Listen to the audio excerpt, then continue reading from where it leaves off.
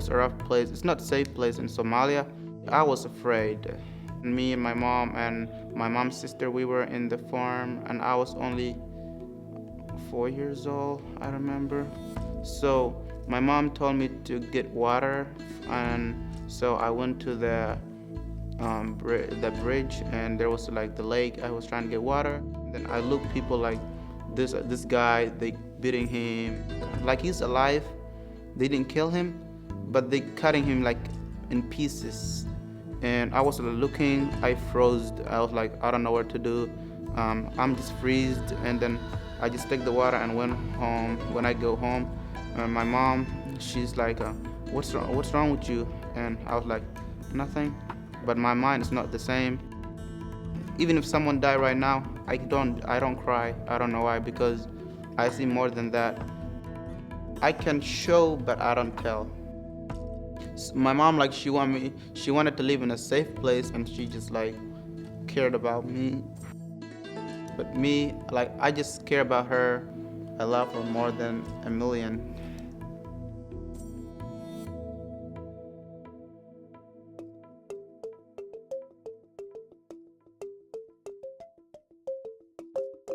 The life is just a life that you people are living, but it's caring life. It's not like the life that we have here. Everything is available to you. You can go to work, you can do everything. There, you can't do that. You have to be in the refugee camp. Was a long process. After being in the refugee camp for 15 years. Then the day that I was interviewed by U.S. official, and they give me a letter by saying that you are approved to go to the United States. That day I was so happy, like a new baby who just came to the world.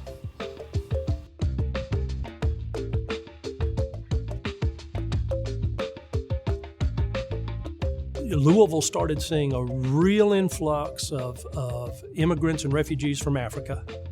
And the apartments started to see that, and gradually the population of the Arcadia apartments shifted from being primarily Hispanic to, in many respects, primarily African immigrant and refugee. And the needs of that community, if you can believe it, because the needs of the Hispanic community are great, but the needs of the African refugee and immigrant communities are profound. We did one meeting to find out where we are, try to know everyone where is living. Then the second meeting, we say, why don't we elect a leader to lead us here? Because we are new here, we need to organize ourselves in order to succeed in this country or to help ourselves. Eventually, the elders of the Somali Bantu community came to Arcadia. Arcadia Community Center, first thing they did, and to make us succeed, they offer an office in their building for the Bantus. After doing that, they try to work with the leaders, showing how to do business in America, while we were teaching them how to work with our people.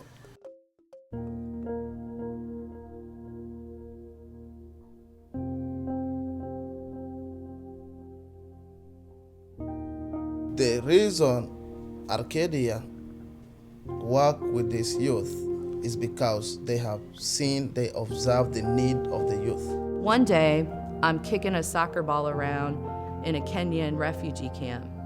And 2 weeks later, I'm sitting in social studies class. And I have to not only catch up academically, everything I've missed, not only learn the language, but completely adjust to this whole new thing and culture without having parents who know what that culture is to teach me. This is a generation that their father or their other grandfathers, they never been in school, they know nothing about education. So this is the first generation. So really, the parents by themselves, they're not enough. After them being in YMCA, I can see there's a difference again because the children have a place to go. Like the whole thing, I wanted to come to Arcadia was, first it was I like the girls, you know. All the guys, everybody, even the girls, and like try to understand me, and they never like talk to me back. They always respect me.